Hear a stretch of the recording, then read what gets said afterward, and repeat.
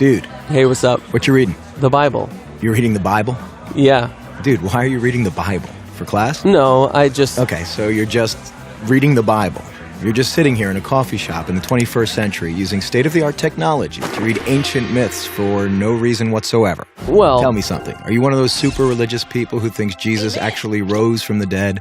Well, I do believe that. Do you also believe in the Easter Bunny, Santa Claus, unicorns, Bigfoot? Ever been abducted by aliens? And do you buy into all those other ancient myths about dying and rising gods invented by primitive nomadic tribes back in the Bronze Age? No. Okay, so what's the difference between Jesus rising from the dead and all those other fairy tales? Here's the difference. My belief in the resurrection of Jesus is rational. It's based on historical facts. Facts? What facts? Well, first, Jesus died by crucifixion. Whoa, hold on. We don't even know if Jesus existed. Why should I believe your facts? Well, because the 5 facts I'm going to give you are backed by so much historical evidence that most professional critical scholars who study the subject accept them as true. That includes skeptical atheist scholars. Okay, so Jesus was a guy who actually existed and then got himself killed. So what? That's the first fact. Second, his disciples were convinced that he rose from the dead and appeared to them.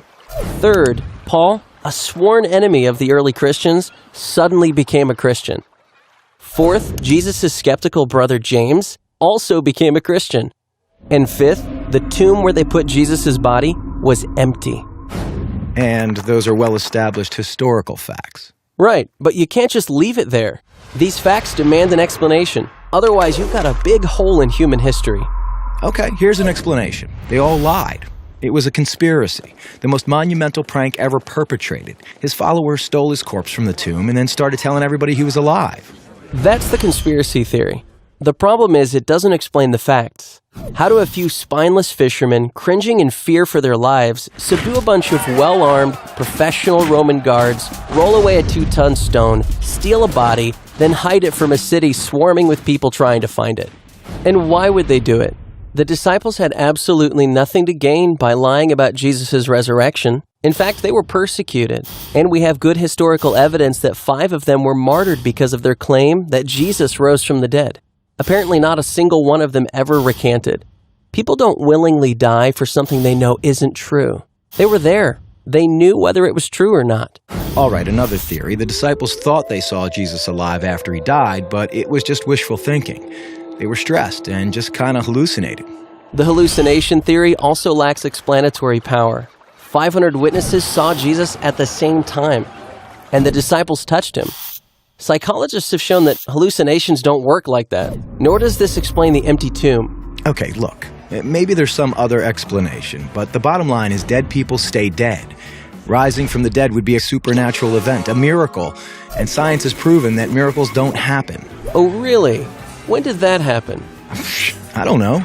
I just kind of heard it somewhere. Science has not disproven miracles. In fact, that would be impossible. Why?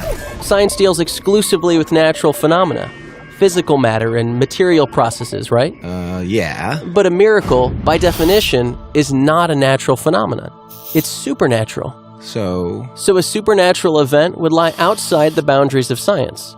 It's logically impossible for science to throw out any hypothesis that lies outside its boundaries. why have I never heard this stuff before?